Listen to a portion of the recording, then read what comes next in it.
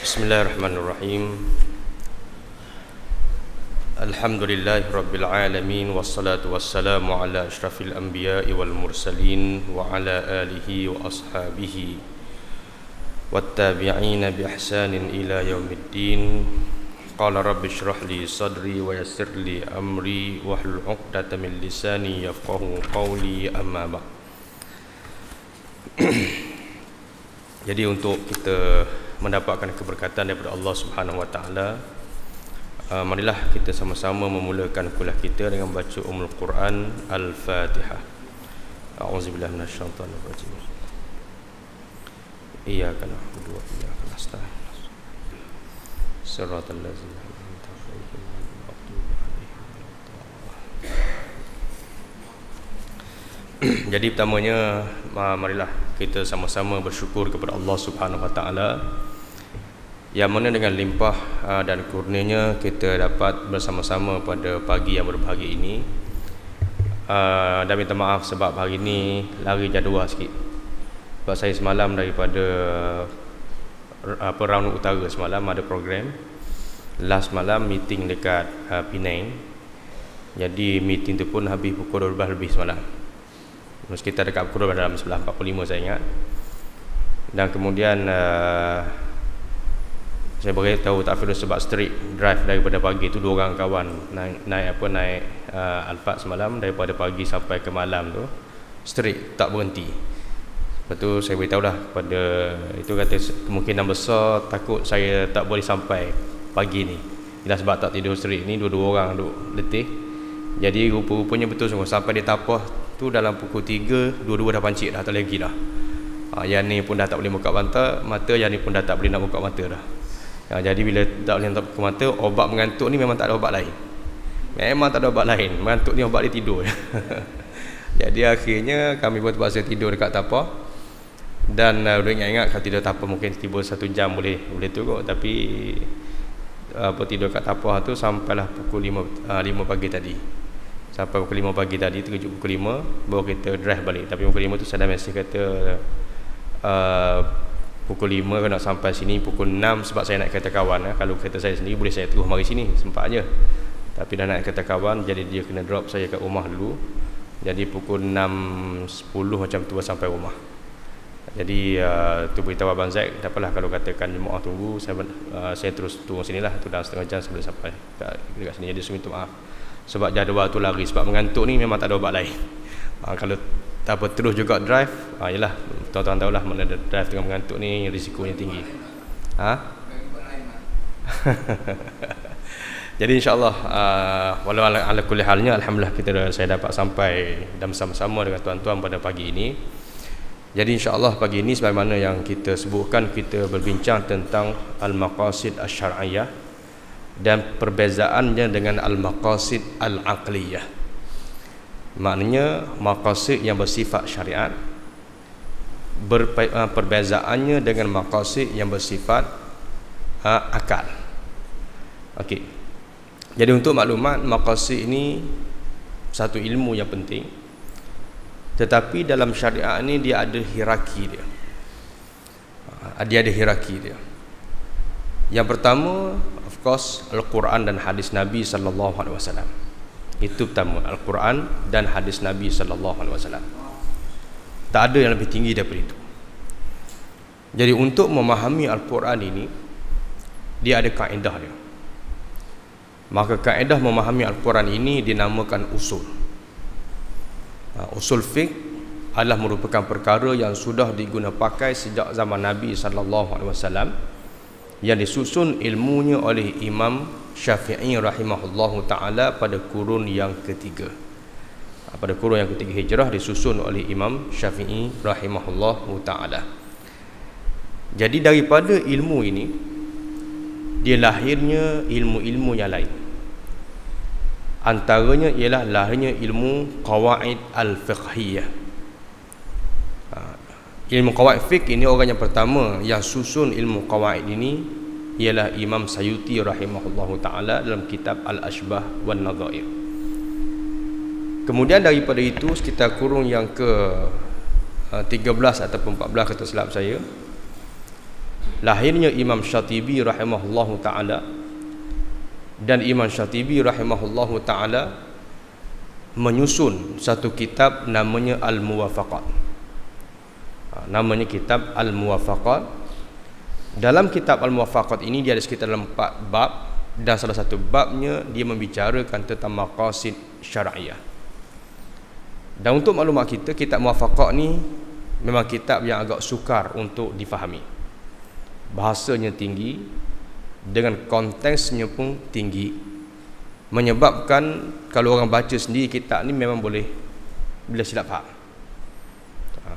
Sebab kalau baca tu, orang yang faham bahasa Arab baca dengan cara memahami harfiah dia, dia punya literal dia, tapi tak memahami istilah, dia boleh silap faham. Dan kebetulannya alhamdulillah saya belajar kitab Muwafaqat ni mana talaki, baca huruf demi huruf. Dia tak boleh baca macam kita baca buku novel, dia kena baca huruf demi huruf untuk memahami tentang ilmu ini. Tapi walau bagaimanapun, ilmu qawaid ini pada zaman Imam Syatibi rahimahullahu ta'ala, ilmu ni bahasa senang saya sebut macam mana ya, bahasa senang saya sebut ilmu ni tak laku dah senang. Itu disebutkanlah kitab.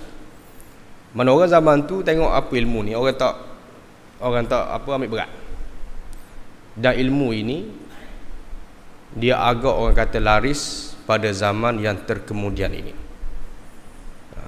yang dikenali sebagai ilmu maqasid syar'iyah. Jadi setiap ilmu ini dia ada ranking dia. Yang pertama ranking memang tak boleh lawan Quran hadis lah, itu kena tinggi sekali, tak boleh lebih daripada itu. Dan di bawah Al-Quran dan hadis cara memahaminya melalui usul.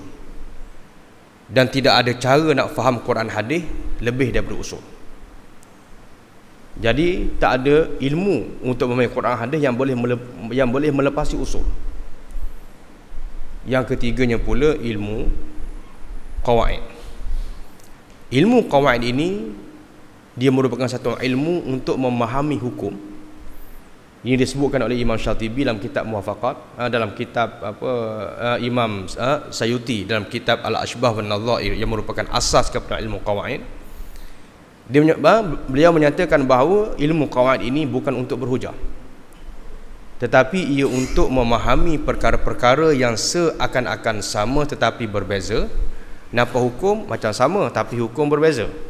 Contohnya riba kan, riba beri lebih, ada tempat yang halal, ada beri lebih yang tempat yang haram. Jadi nampak sama tapi hukum berbeza. Yang ni haram, yang ni sunat. Pinjam 1000, kemudian bagi lebih 100. Ada yang haram, ada yang sunat. Jadi macam mana nak bezakan? Maka caranya ialah ilmu ashbah wan nadhair. Tapi ilmu ini bukan untuk berhujah. Dia tak boleh berhujah. Contohnya saya ambil al-'adatu muhakkamah. Adat dia boleh jadi hukum. Tiba-tiba kita pun duduk dalam satu masyarakat, adat dia minum arak. Adat dia minum arak. Tiba-tiba kita kata nak sesuai diri dengan masyarakat, maka kita pun minum arak sekali. Sebab apa? Al-'adatu muhakkamah, adat tu boleh jadi hukum dan hukum. Tak boleh. Sebab kaedah itu dia tak boleh jadi hujah. Kaedah itu dia hanya untuk memahami cara ulama-ulama dahulu mengambil istifadah daripada Al-Quran dan hadis yang dikenali sebagai ilmu fiqh. Sebab zaman Imam Sayuti ni, ilmu fiqh tu dah terlalu banyak orang ijtihad. Hukum gini, hukum gini, hukum gini. Jadi akhirnya kadang-kadang orang silap faham tentang hukum. Nampak sama. Bagi 100 lebih, ni haram. Ini bagi 100 lebih juga, yang ni sunat. Jadi bila orang keliru, maka di situlah akhirnya disusun ilmu Al-Qawaid oleh Imam Sayuti rahimahullahu ta'ala.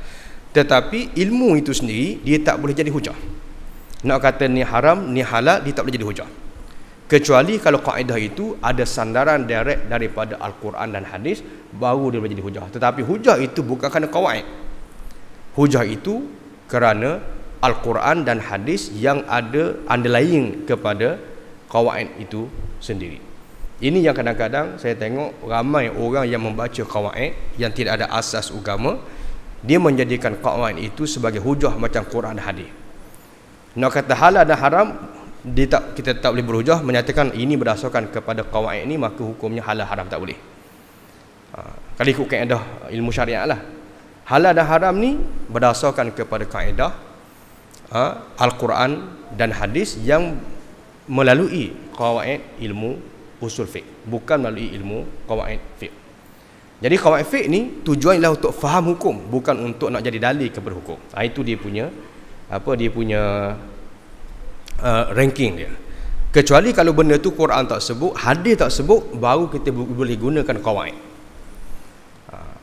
Contohnya saya ambil, macam saya sebut contoh tadi, adab yang tak boleh jadi hukum. Contohnya kalau adab orang kita minum arak, kita pun kata aku nak minum arak juga, sebab apa? Nak berdakwah kat kaum kita. Kalau tak minum arak tak boleh masuk dengan orang.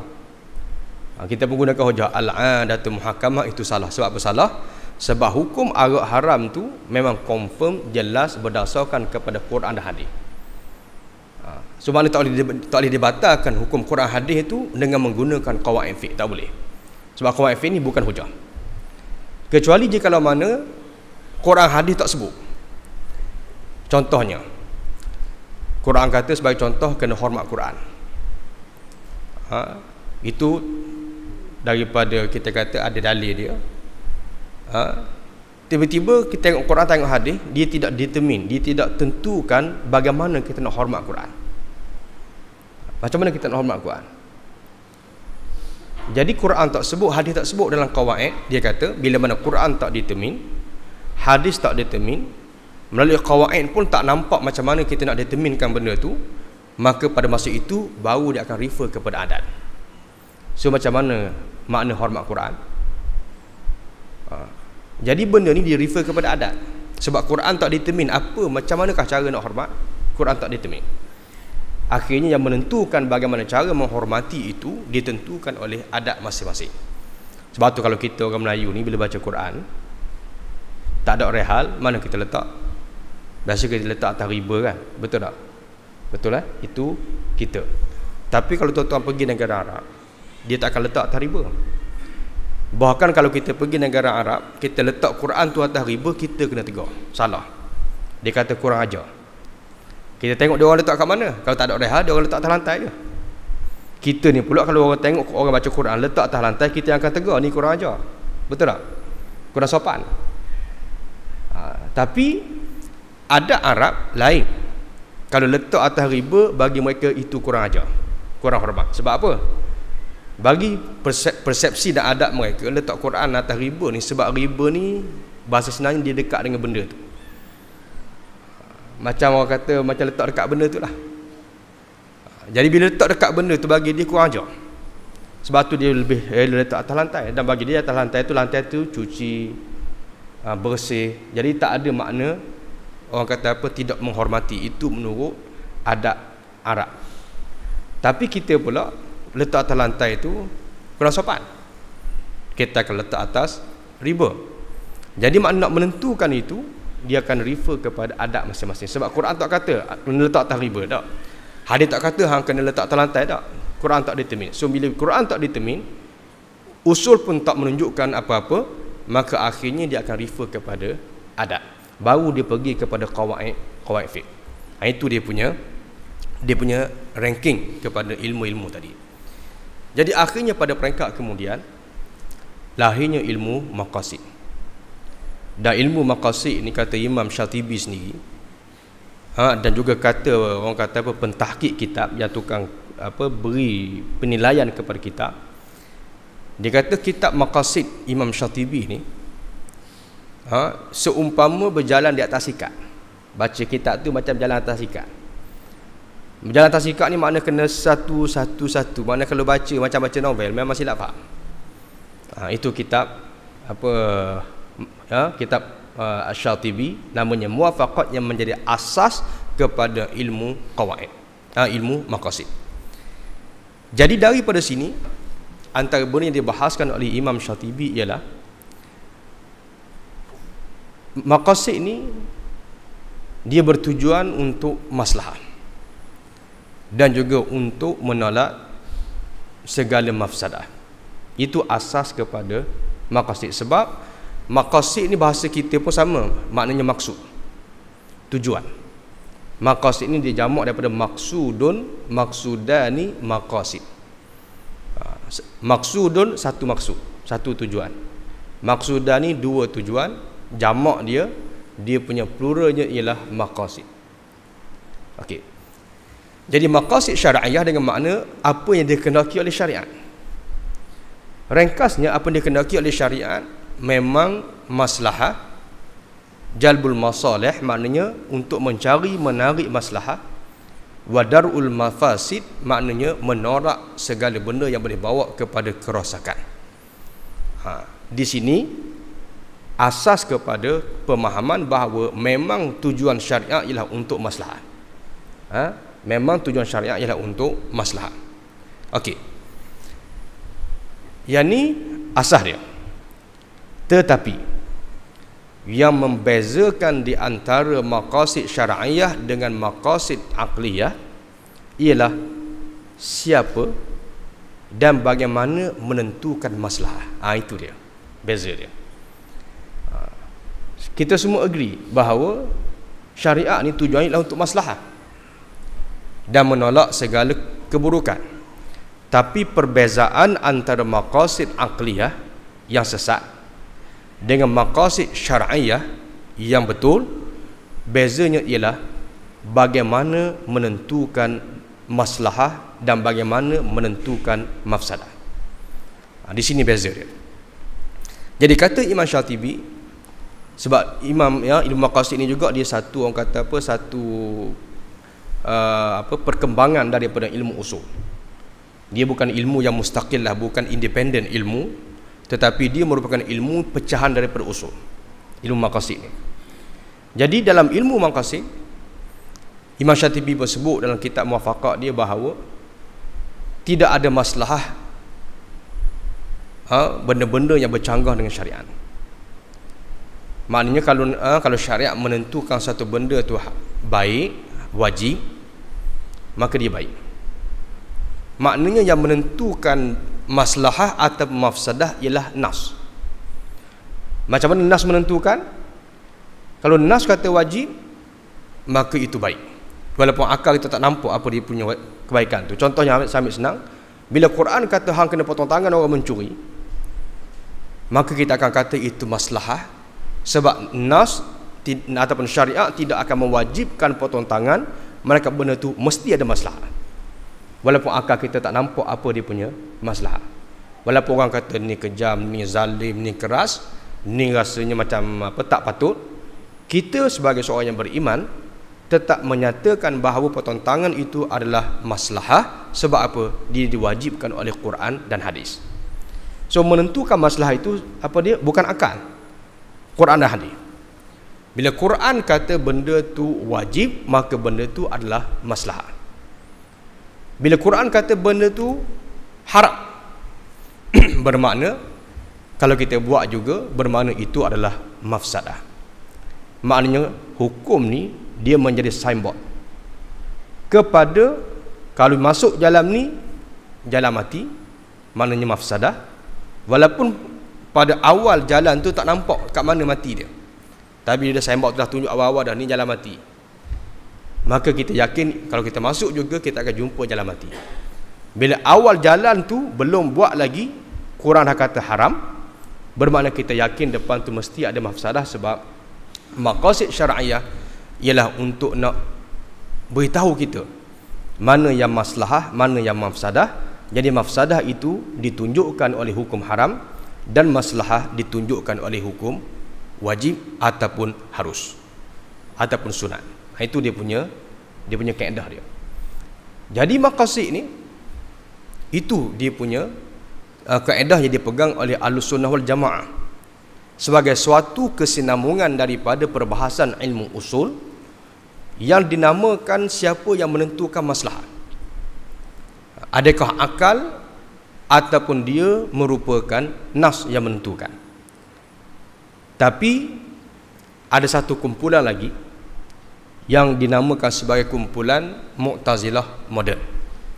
Sebab dia benda ni, untuk maklumat kita, dia macam Quran sebut al-kufru millatun wahidah, kufur ni satu aliran je sebenarnya, walaupun dengan nama pelbagai, dengan seni yang pelbagai, tapi dia punya prinsip satu je.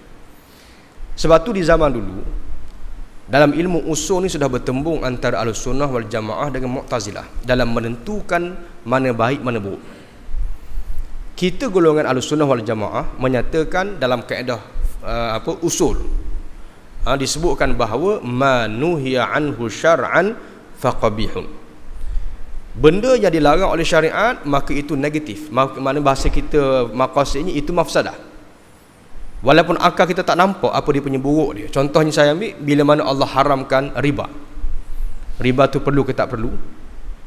Walaupun nampak, contoh kita kalau kita go back, kita kata 30 years ago lah contohnya, balik ke 30 tahun lepas. Pada masa tu orang kata kalau haramkan riba teruk ekonomi kita. Kalau haramkan riba ramai orang hilang kerja. Sebab apa? Ramai orang kerja baik. Kalau haramkan riba nanti tak boleh buat investment, kosong ekonomi. Jadi orang kata riba ni maslahah, riba tu perlu. Jadi orang haram riba ni tak waqi'i. Dia jadi begitu. Padahal riba tu Quran haram. Bila yang kita belajar dari sudut maqasidnya, dari sudut usulnya, benda yang diharamkan oleh syariat, maka dia akan bawa kepada keburukan, walaupun akal kita tak nampak apa dia punya buruk dia. Masa tu nampak tak nampak masa tu. Tapi hari ini selepas 30 tahun, ataupun dalam bahasa baratnya selepas ratusan tahun mereka beramal dengan riba, hari ini mereka sudah jumpa dia punya mafsadahnya, iaitu dia boleh merosakkan ekonomi, sehingga hari ini barat berada dalam krisis ekonomi. Ini bukan disebabkan oleh orang Islam, bukan disebabkan oleh corruption, tetapi punca besarnya antaranya ialah yang transaksi haram. Jadi maknanya awal jalan tu Quran dah sebut dah, yang ni haram, tak boleh masuk, ini jalan mati. Dah nak masuk juga, saat masuk tu tak nampak, saat kedua masuk tak nampak lagi, tahun pertama tak nampak, tahun kedua tak nampak, lepas 30 tahun baru nampak. Bila dah, kalau bezanya kalau jalan mati ni, kita masuk jumpa jalan mati boleh tahan sebab kita boleh U-turn balik. Tapi kalau buat benda haram ni sampai kepada tahap mafsadah dia, tak boleh U-turn dah. Yang ni yang berlaku di barat dan seumpamanya. Jadi sebab itulah yang menentukan mafsadah tu bukan akal, Quran. Tapi golongan Mu'tazilah ni dia menggunakan kaedah dia panggil at-taqbihu wat-tahsinu al-aqliyani. Mana ukuran baik dan buruk berpandukan akal. Mana ukur riba ni baik ke tak baik, perlu ke tak perlu, Quran letak tepi dulu, kita tengok dia punya keperluan. Kalau nampak benda tu perlu, maka bagi mereka itu adalah maslahah. Bila Quran kata haram, tak apalah, yang ni kita relax dulu. Mungkin tak sesuai lagi nak tatbik dia. Jadi sesuai tak sesuai tatbik Quran hadis ni bukan berpandukan kepada syarat yang diletakkan oleh Quran, tetapi dipandukan oleh akal dia. Nak menentukan riba ni nak kena hapus ke tak kena hapus, bukan Quran yang tentukan, tetapi yang tentukan tu ialah akal dia. Bila akan nampak perlu, kalau haramkan riba nanti teruk ekonomi kita, nanti mungkin bank tak boleh operasi dan seumpamanya. Jadi akhirnya dibuat conclusion riba adalah haram, tetapi perlu dilaksanakan sebab maslahah. Yang ni kita kata, sorry to say, ini merupakan metodologi Mu'tazilah, kerana dia menentukan masalah dan juga mafsadah itu berpandukan kepada akal. Itu yang dikatakan sebagai maqasid al-aqliyah. Sebenarnya pertemuan ini bukan pertemuan moden, ini sudah bermula daripada sejak zaman dulu. Pertemuan antara akal dengan wahyu.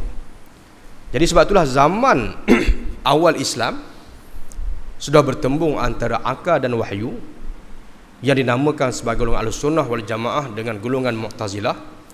Kemudian bila mana maqasid itu diperkenalkan, tiba-tiba daripada maqasid asy-syar'iyyah timbul sebenarnya apa dinamakan sebagai maqasid al-aqliyah.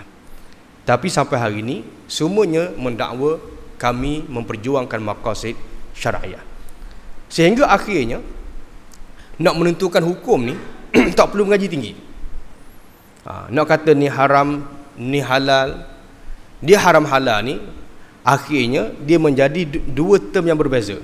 Yang ni haram tapi perlu buat. Padahal haram ni maknanya tak boleh buat. Tapi dia kata haram ni perlu buat, maknanya haram tapi halal. Perlu buat, boleh buat, maknanya halal lah tu. Cuma bila sebab hukum dia gunakan istilah haram. Bila nak buat tak nak buat dia gunakan perlu buat. Maknanya perlu buat tu halal. Haram tu makna tak boleh buat. Mana bahasa kalau kita ambil satu bahasa larah yang sama, kalau kita guna bahasa fiqh belaka, ini haram tapi halal. Itu maknanya. Ini haram tapi kena buat. Tak boleh. Haram adalah haram. Jadi maknanya di sini akhirnya orang tak mengaji tinggi pun dia rasa bila dia faham maqasid dia boleh ijtihad. Ini problem. Yang menjadikan hari ini ramai yang menggunakan alasan maqasid yang akhirnya menghalalkan benda yang haram, dan yang haram dilihat tak perlu diharamkan. Dan ini sebenarnya yang banyak membawa ataupun memasarkan pemikiran maqasid al-aqliyah ini sebenarnya daripada mereka sendiri. Sebab apa? Sebab masa saya di Universiti Al-Qahirah, saya punya tesis ialah maqasid syara'iyah. Memang saya punya tesis. Dan saya punya bidang pengajian. Ni antara tesis yang saya buat berkenaan dengan maqasid dalam bab zakat. Masa mengaji dulu, ni bukan tesis PhD, ni tesis master ni. Masa saya buat tesis, antara yang saya belajar ialah perbezaan ni antara maqasid syara'iyah dengan maqasid aqliyah ni. Dan kami di Mesir, antara benda yang kami anggap benda yang sesat, iaitu maqasid syara'iyah yang dibawa oleh Triple IT. Biasa dengar Triple IT. Bab Triple IT ni dia banyak sebut maqasid Islam ni mementingkan maslahat. Dalilnya bergam-gam-gian. Jadi akhirnya dengan benda yang dibawa ni menjadi pembacaan kepada orang awam, yang mana orang awam yang membaca tulisan-tulisan itu akhirnya dia rasa, oh rupanya senang je nak tengok hukum halal haram, tengok maqasid lah. Kalau perlu maka halal lah, sebab maqasidnya ialah untuk benda maslahat. Bila nampak maslahat maka boleh, bila nampak mafsadah maka haram. Jadi so maknanya akhirnya hak yang Quran sebut haram, Quran sebut halal, iaitu tak penting. Sebab apa? Selama mana itu maslahah maka itulah hukum syariat. Akhirnya hukum dinilai dengan apa? Dinilai dengan akal. Jadi tanpa disedari orang yang berhujah dengan maqasid, sebenarnya dengan maaf saya sebut sebahagiannya menggunakan kaedah yang digunakan pakai oleh Mu'tazilah yang dinamakan at-tahsin wa taqbih al-aqliyah ni. Mana buruk dan baik diukur dengan akal dan tak perlu lagi merujuk kepada nas. Sebab apa? Sebab dalam bahasa modennya ialah sebab nampak maslahah maka itulah hukum syariat. Sebab syariat ni tujuannya ialah untuk maslahah, maqasidnya ialah untuk maslahah. Bila benda tu nampak mafsadah, nampak dia punya tak baik, tak elok, tak perlu, maka tak boleh, walaupun hukum kata wajib. Yang disebabkan oleh apa? Disebabkan oleh mafsadah pada akal. Itu yang jadi problem. Jadi sebab itulah di sini sebenarnya saya lihat banyak kes yang mana akhirnya golongan-golongan, dengan maaf saya sebut, yang belajar maqasid, sama ada belajar dalam usrah, belajar dalam seminar dan seumpamanya, akhirnya berhujahkan masalah untuk menghalalkan satu benda dan menghujahkan mafsadah untuk nak haramkan satu benda. Sedangkan bila mana ustaz kata atau ulama kata yang ni haram, dia boleh kata haram macam mana, ini satu keperluan. Kemudian bila ustaz kata yang ni wajib, dia kata wajib macam mana kalau kita buat teruk kita. Jadi dah akhirnya menentukan wajib tak wajib itu bukan lagi hukum, tetapi dah jadi hujahnya masalah dengan mafsadah, yang mana masalah dengan mafsadah ni dah cukup untuk diijtihad oleh orang moden dan tak perlu lagi merujuk kepada apa dalil dia, apa nas dia, macam mana kaedah dia, dah tak perlu lagi. Padahal macam saya sebutkan tadi, dia ada ranking dia. Hak pertama usul, tak boleh lari. Ranking ketiga ialah qawaid. Dan juga maqasid inilah untuk meyakinkan kita benda-benda yang berkait dengan hukum. Meyakinkan macam mana? Kalau ikut sepatutnya ilmu maqasid ni ialah bila Allah Ta'ala wajibkan satu benda, Bila Allah Ta'ala wajibkan satu benda, walaupun akal kita nampak benda tu kalau kita buat teruk kita, maqasid yang kita belajar yang asalnya ialah kita kena yakin bila benda tu wajib, kita kena buat juga. Sebab maqasid syariah, tujuan syariat tidak akan ada di sebalik benda yang syariat wajibkan, di sebaliknya ada mafsadah, tidak akan ada. So maknanya sepatutnya bila Quran kata wajib, maka kita kena buat. Sebab apa? Maqasidnya ialah bila Quran kata wajib, maqasidnya ialah masalah. Walaupun akal kita nampak macam saya sebut tadi macam riba. Bila Quran kata benda tu haram, sebagai contoh, sepatutnya kita yakin benda tu buruk. Sebab apa? Maqasidnya ialah bila haramkan satu benda mesti mafsadah. Walaupun akal kita tak nampak, itu maqasid dia. Tapi tiba-tiba kalau kita gunakan kaedah riba ni perlu sebab apa? Untuk maslahah, walaupun benda tu haram. Itu dah jadi qawaid maqasid aqliyah, itu bukan maqasid syariah. Jadi sebab itulah kalau tu tengok balik, di sini asas pertemuan antara akal dengan wahyu yang bukan benda baru tetapi benda yang lama, tetapi menjelma dalam bentuk yang moden. Kaedah sama, gunakan nak tentukan baik dan buruk. Jadi sebab itulah untuk maklumat kita tuan-tuan, sesuatu benda dah tak boleh berpandukan akal, dia kena berpandukan nas, kecuali kalau nas tak determine, baru kita boleh tengok masalah dengan mafsadah sebagai hujah. Contohnya kita ambil lampu merah ni, kita nak jalan ke kita nak berhenti? Tengok Quran, ada tak Quran kata lampu merah kena berhenti? Ada tak? Tengok Quran, tengok hadis, tak ada. Tengok sunnah pula, tak ada juga. Bila tak ada, tengok kaedah usul, tak ada langsung sentuh dalam Quran yang menunjukkan ada, kita kata walaupun tak sebut direct, indirectnya tak ada. Maka bila tak ada, kita akan bincang dari sudut masalah dengan mafsadah dia. Kalau kita buat lampu merah berjalan, boleh, tak ada masalah, sebab kita yang buat, sebab Quran tak tentu kan. Kita tengok kalau buat macam tu tak masalah. Sebab apa tak masalah? Sebab orang kita kalau ambil lesen di Malaysia, drive di Singapura, drive di Thailand, drive di UK, drive di Jepun dan seumpamanya, teruk kita. Sebab orang sana lampu hijau jalan, lampu merah berhenti. Kita tiba-tiba kita nak buat lampu merah jalan, lampu hijau berhenti. Jadi kalau nak standardkan benda tu susah. Jadi masalahnya ialah lampu hijau kita kena jalan, lampu merah kita kena berhenti, baru boleh guna masalah mafsadah untuk nak menentukan lampu merah jalan ke lampu merah berhenti. Boleh nampak? Jadi sebab itulah banyak benda, prinsip yang sudah ditetapkan oleh syariat kita tak boleh kacau. Bila syariat kata prinsipnya adalah haram, maka dia adalah mafsadah walaupun akal tak nampak. Bila prinsipnya kata wajib, maka kita beriman bahawa itu adalah maslahah walaupun akal kita tak nampak apa dia punya masalah. Itu kaedah dia. Kaedah maqasid yang saya rasa cukup senang untuk kita faham beza antara akal dengan syariah. Okey, baik. Biasanya Islam ni dimari dengan prinsip, dan biasanya benda teknikal Islam tak mari detail dengan teknikal. Contoh senang saya ambil sebab kita ni musim korban. Saya ambil contoh korban. Nabi Ibrahim terima wahyu arahan daripada Allah sembelih anak, betul tak? Okey. Kemudian beritahu kepada anaknya Nabi Ismail, aku tengok dalam mimpi aku sembelih kamu. Nabi Ismail kata, if'al ma tu'mar, buatlah apa yang Tuhan suruh, satajinuni insyaallah minas sabirin, kamu akan dapati aku sabar. Tak apa, jangan bimbang, buat. Okey. Itu prinsip dia. Jadi bila Tuhan suruh sembelih anak, mafsadah ke maslahah? Zahirnya mafsadah, betul tak? Sembelih anak, mati anak. Tapi bila orang beriman dengan maqasid syariah, dia tak akan kata, oh hukum ni kalau buat ni teruk ni, mati anak ni. Tak akan kata begitu kalau orang ada maqasid syariah. Sebab itulah Imam Nabi Ibrahim dengan Nabi Ismail, dia ada maqasid syariah. Sebab dia yakin bila Allah Ta'ala perintah sembelih Nabi Ismail, dia yakin itu maslahah walaupun zahirnya nampak mati. Sebab tu Nabi Ibrahim, Nabi Ismail tak minta kurang dengan Allah. Tak ada dalam kisah tadi tiba-tiba Nabi Ibrahim kata, ya Allah Tuhan, aku beratnya lah perintah ni, boleh tak minta kurang sikit daripada sembelih anak rotan ke? Tak minta kurang. Boleh nampak? Sebab tu Hajar bila mana dia tengok suaminya nak tinggalkan dia di Mekah, tak ada air, tak ada makanan, Hajar tanya, wahai Ibrahim, tergamuk ke kamu nak tinggal aku dengan anak kecil ni? Berulang kali dia tanya.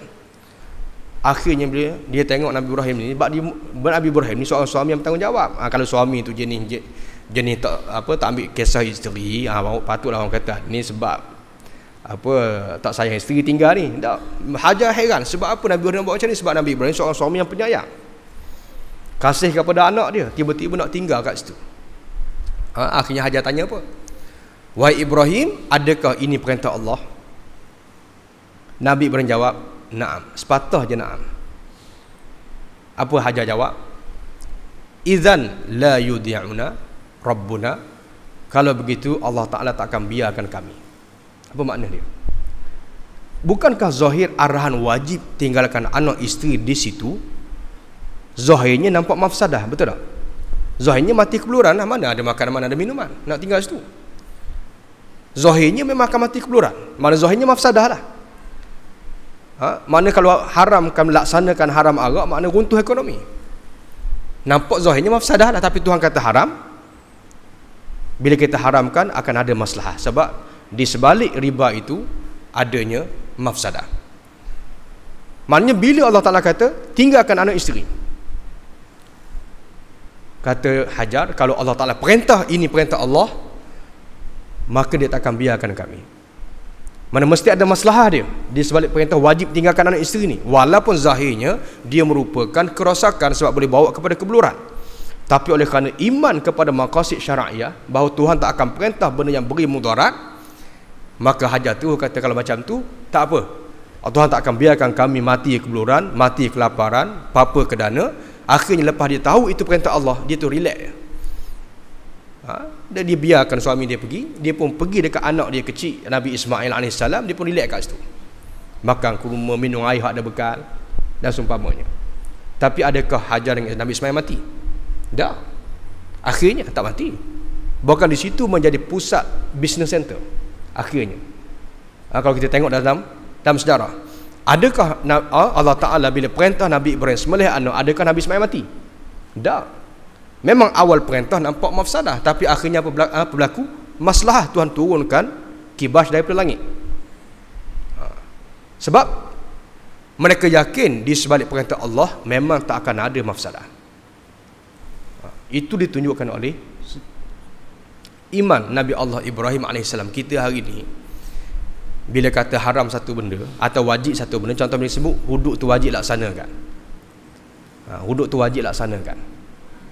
Bila sebut hudud wajib laksanakan, kita pula tengok kalau laksanakan hudud ni teruk kita ni. Akal kita nampak, ramai kena potong tangan. Akal kita nampak. Sebagai contoh. Jadi kita tak rasa nak setuju dengan hudud ni. Kita pun gunakan hujah maslahah. Gunakan hujah mafsadah untuk nak tentukan hudud ni nak laksana ke tak laksana. Pada Quran dah jelas dah. Masanya bila, Quran dah sebut dah bila nak laksanakan. Bagaimanapun dah disebutkan jelas. Jadi akhirnya apa berlaku? Bila Quran kata wajib, nak tanya dalil dulu. Buat mari satu dalil, tu satu dalil, ada dalil kedua. Betul ke ustaz wajib ni? Nak tanya pula betul ke tidak. Padahal Nabi Ismail dengan isyarat mimpi ayahnya, Hajar pula dengan perkataan na'am sepatahnya. Maknanya bila confidence, yakin itu perintah Allah, maka akhirnya mereka terus buat walaupun nampak zahirnya mafsadah. Sebab apa? Sebab bila Tuhan wajibkan, walaupun zahirnya nampak mafsadah, tetapi hakikatnya ialah maslahah. Sebab penentu maslahah bukan akal, penentu maslahah ialah hukum, wahyu, atau bahasa kita ni ialah Quran hadis lah bahasa kita. Tapi bila mana nak pergi pada detail, Quran tak sebut, hadis tak sebut, yang ni topik yang saya sebut tadi, maka pada masa itu kita boleh guna akal kita. Contoh kisah Nabi Ibrahim tadi, yang confirm Allah Ta'ala perintah sembelih anak Nabi Ismail, itu confirm. Tapi bagaimana nak sembelih, Quran hadis tak sebut, wahyu tak sebut. Wahyu kata sembelih je.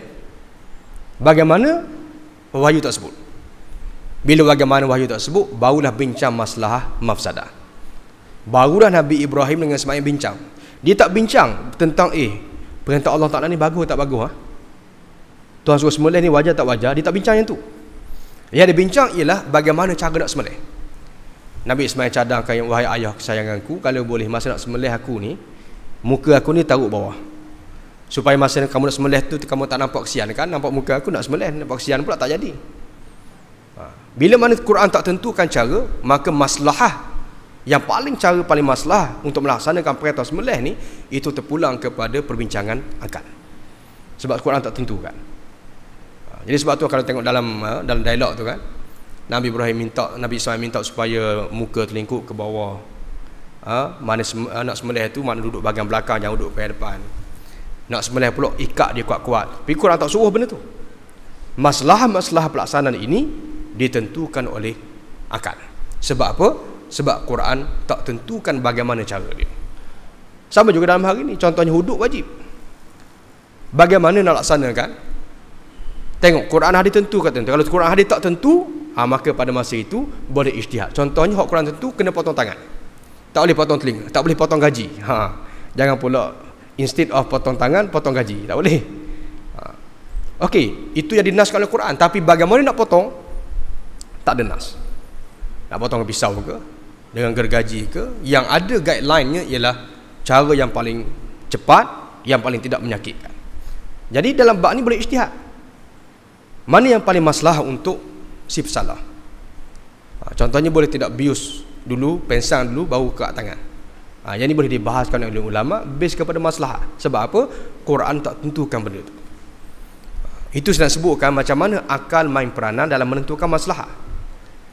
Tapi selama mana ada nas, maka maslahah tak boleh ditentukan oleh akal, maka ditentukan oleh nas. Kalau nas kata wajib, maka itu maslahah. Kalau nas kata haram, maka itu mafsadah. Itu digunakan oleh kaedah yang digunakan pakai oleh Ahlussunnah wal Jamaah. Imam Baidawi menyatakan bahawa ma nuhiya anhu syar'an faqabihun, setiap perkara yang dilarang oleh syariat maka itu confirm dia buruk, walaupun akal tak nampak kita punya buruk. Dan setiap benda yang kalau tidak dilarang oleh syariat maka itu tak mengapa, mana itu adalah merupakan perkara yang bukan keburukan. Itu kata Imam Syatibi yang menjadi akidah kepada kita Ahlussunnah wal Jamaah. Okey, baik. Saya nak beri apa contoh lain. Yang hari ini mungkin ada orang daripada situ akhirnya dia menggunakan kaedah yang lain. Bila nak tentukan baik buruk ni ialah akal. Bila akal pula kadang-kadang dia tengok mana masalah lebih besar, mana mafsadah lebih besar. Maka berdasarkan itu, maka dia pun buat hukum, buat putusan.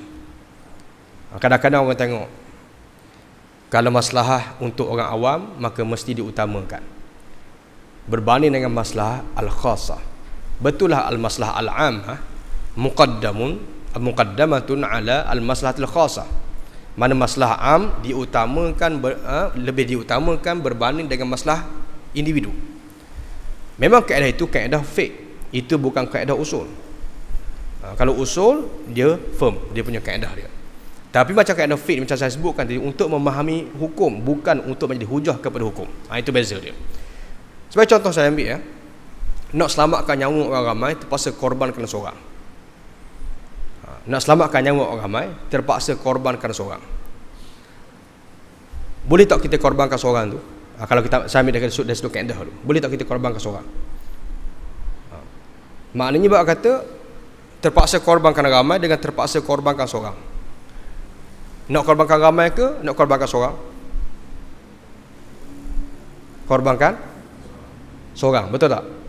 Memang kaedah tu diterima pakai. Daripada mati ramai, baik mati seorang.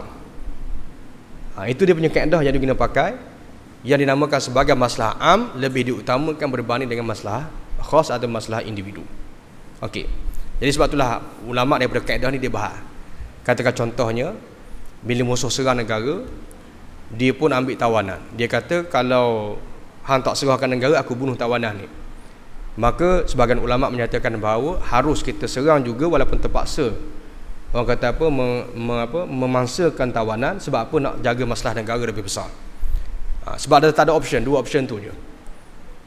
Maka dibolehkan oleh ulama ketika mana berlakunya masalah yang lebih besar. Okey. Tapi nak tentukan hukum halal haram ni bukan berpandukan kaedah tu. Contoh saya ambil sebab apa Umar Amr bin As tak guna pakai kaedah ni bila mana Islam buka Mesir. Bila Islam buka Mesir, pada masa itu orang Mesir dia punya adat bulan 7 sungai Nil akan kering. Bila Sungai Nil kering, dia akan korbankan anak dara suntik. Ini adat orang Mesir daripada turun-temurun sehingga mari Islam. Setiap bulan 7 hari nak Sungai Nil akan kering, tak akan pasang balik, melainkan mereka korbankan anak dara suntik dulu. Dan peristiwa ni memang diceritakan oleh banyak kitab-kitab sejarah Islam. Dan hari ni pun kalau kita pergi Mesir, dia ada satu tempat namanya Ara'isun Nail, maknanya pengantin Sungai Nil. Tempat yang mana korban tu dinamakan pengantin Sungai Nil tu sebab dicampurkan anak dara tu dalam Sungai Nil tadi. Upacara ni tiap-tiap tahun zaman jahiliah. Mana setiap tahun memang akan ada korban anak dara yang akan dibunuh, disembelih dan dibuang. Dan akhirnya Sungai Nil pasang balik. Bila mari Islam, Amr bin As tak benarkan upacara ni. Ialah sebab bunuh orang kan haram. Jadi Amr bin As tak benarkan upacara ni. Bila tak benarkan upacara, akhirnya Sungai Nil tak pasang-pasang. Tapi kalau Sungai Kelang tak pasang, boleh tahan lagi kita ni sebab apa? Boleh gali telaga. Betul tak? Mana kalau tak ada air dekat tangki, tak apalah, ada lori lori Syabah yang hantar, padahal dia juga yang sekat air, dia hantar air, bagus betul. Tak, anak celah sikit lah. Dia sekat air, dia yang hantar air. Dia yang pelik tu. Kemudian kata Kerajaan Negeri Selangor. Padahal kalau tengok Kerajaan Negeri Selangor, untuk maklumat tuan-tuan, macam yang kena air tak ada dekat Subang Jaya dalam 2 bulan lepas ke bulan lepas. Yang tu saya terlibat lagi isu tu. Dia sumber air kepada kawasan tu, sumber air tu daripada loji di Semenyih. Loji dekat Putrajaya tu. Yang milik Kerajaan Selangor ialah loji tu, loji Hok Putrajaya tu. Loji ni dia supply untuk 5 kawasan besar. Bangi, Kajang, KL, 1 KL, kawasan Subang Jaya ni yang dia supply. Pipe yang dikontrol oleh kerajaan, dia supply untuk 5 tempat tu. Maknanya kalau pipe tu ada problem, 5 tempat ni tak ada air. Kajang takkan ada air, Kelang Kajang takkan ada air, Bangi takkan ada air, seluruh KL akan tak ada air. Tapi dia punya sempadan, pipe besar tu, dia ada punya sempadan, ada pipe-pipe kecil lah, pada bahasa namanya yang alihkan balik air ke Kajang ke Kenyir ni. Yang ni border dia dah bukan dalam kuasa kerajaan negeri. Itu kerajaan dulu sudah outsourcekan benda tu kepada Syabas. Tiba-tiba satu flat tak ada air, satu kawasan tak ada air, tiba-tiba Kerajaan Selangor yang salah. Yang tu pelik tu. Kalau Kerajaan Selangor di loji, bukan pipe tu Syabas punya. Tapi yang peliknya, bila kita cek balik, rupanya dia sengaja kurangkan air dalam tangki tu. Yang lawaknya pula kurangkan air dalam tangki, lori Syabas pula yang pergi hantar. Tu kata baik tu. Okey, tak apalah cerita tadi ya. Akhirnya apa berlaku? Maslahah dalam bab tadi, mana lebih penting, maslahah orang ramai ke maslahah individu? Maslahah pemilik Syabas ke maslahah rakyat? Bahasa senang kita ambil lah. Air ni di Mesir, kalau kita ni tak apalah, makna keringan air pun lori Syabas ada, tak ada lori Syabas pun kita boring air dalam tanah. Mesir tak boleh. Mesir kalau boring air pun tak boleh, tanah dia keras, memang tak boleh masuk. Kalau boring sekali pun tak akan ada air kat bawah. Jadi Sungai Nil tu merupakan punca kehidupan. Kalau Sungai Nil tu kering, orang Mesir boleh mati. Tapi sebab apa Amr bin As tak gunakan kaedah tadi? Menjaga nyawa seorang ramai lebih utama daripada jaga nyawa seorang. Sebab apa tak korbankan seorang untuk jaga nyawa semua rakyat Mesir? Sebab kalau tak korbankan, air Sungai Nil tak akan pasang. Bila Sungai Nil tak akan pasang, orang akan kehausan. Bila kehausan, orang boleh mati. 3 hari tak ada air, boleh mati orang. Tapi sebab apa saya nak Amr bin As tak gunakan kaedah tadi? Kaedah tak apalah, biarkan dia korbankan seorang anak dara sunti untuk selamatkan semua rakyat Mesir. Sebab apa tak guna kaedah tu? Sebab apa tak gunakan kaedah al-maslahatul al-ammah muqaddamatun al-maslahatul khassah? Sebab apa tak pakai? Sebab kaedah ni bukan hujah. Hujahnya ialah nas. Nas jelas kata bunuh orang tu haram. Bunuh orang tanpa sebab hukumnya haram. Mati orang ramai itu belum tentu berlaku. Yang confirm upacara itu akan bunuh orang, itu confirm. Benda yang haram confirm, dia tak boleh nak dihalalkan dengan benda yang masalah yang estimate. anggaran-anggaran je orang mati. Belum tentu orang mati pun. Sebab tu hari ni saya cukup tak setuju orang kata kalau kita sebut hudud ni mesti tak akan sokong kita. Itu saya tak setuju. Sebab apa? Bercanggah dengan kaedah ni. Bila Islam suruh kita sampaikan dakwah, sampailah. Yang boleh menghalang kita sampaikan dakwah ialah darurat. Itu benda yang boleh menghalang kita. Selama mana tak berlaku darurat, maka kita kena berdakwah. Dan berdakwah tu dengan hikmah lah, tapi kena berdakwah. Tak boleh tinggalkan dakwah sebab apa? Konon-kononnya nak capai masalah, itu tak boleh. Sebab apa? Sebab bila kita buat sebagaimana yang Allah Ta'ala perintah, ikut saluran dia, maka di situ akan ada masalah. Akhirnya alhamdulillah, tengok-tengok UM keluarkan satu research finding, UMCDAL keluarkan bahawa non-Muslim 47% bersetuju bahawa hudud boleh selesaikan masalah. Siapa yang tentukan benda tu masalah tu? Itu merupakan masalah yang dicapai. Siapa menentukan bukan akal kita. Masa bercakap hudud nampak macam orang Muslim, non-Muslim tak sokong. Tapi tiba-tiba 47% merupakan majoriti. Sebab apa? Yang tak setuju 31%. Yang baki lagi no comment. Maknanya yang setuju tu persentif paling tinggi di kalangan non-Muslim. Siapa yang menjadikan keputusan ini, maknanya berikan masalah ini, ialah Allah. Siapa yang menentukan akhirnya, yang asalnya nampak Nabi Ismail tu akan mati sebab kena sembelih, tapi akhirnya ditukar dengan kibas, yang menentukan itu ialah Allah. Siapa yang akhirnya menentukan bahawa Hajar dan Nabi Ismail ini berada di business center, padahal awalnya nampak mati kebeluran? Siapa yang menentukan natijah ni? Ialah Allah. Jadi sama juga isu tadi. Bila mana Allah mengharamkan bunuh orang, maka Amr bin As tak benarkan upacara itu. Sebab dibunuh orang, dia akan matikan orang, dia akan menjadikan berlakunya pembunuhan yang tidak diharuskan oleh syariat. Tapi sebab apa Amr bin As tak menghalalkan benda tu atas dasar maslahah? Sebab maslahah tu bertembung dengan nas. Nas kata haram. Bila nas kata haram, mana kalau buat juga itu mafsadah.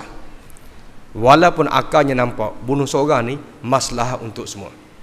Boleh nampak? Tapi sebab apa tak gunakan maslahah untuk semua? Sebab maslahah untuk semua ni bertembung dengan nas yang kata haram. Maka mafsadah dan maslahah yang ditentukan oleh nas, iaitu nas kata haram, maknanya kalau buat itu mafsadah, bermakna dia mendahulukan maqasid asy-syar'iyyah berbanding dengan maqasid al-aqliyah. Sebab apa?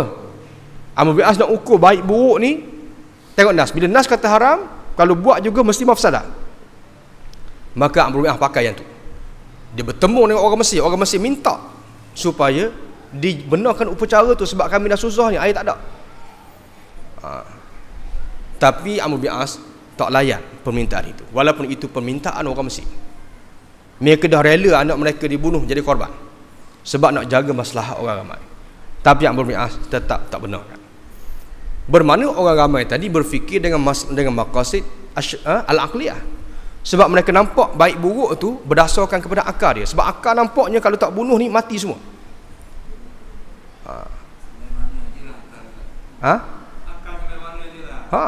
Mana dia gunakan akal. Tapi benda tu bertembung dengan nas.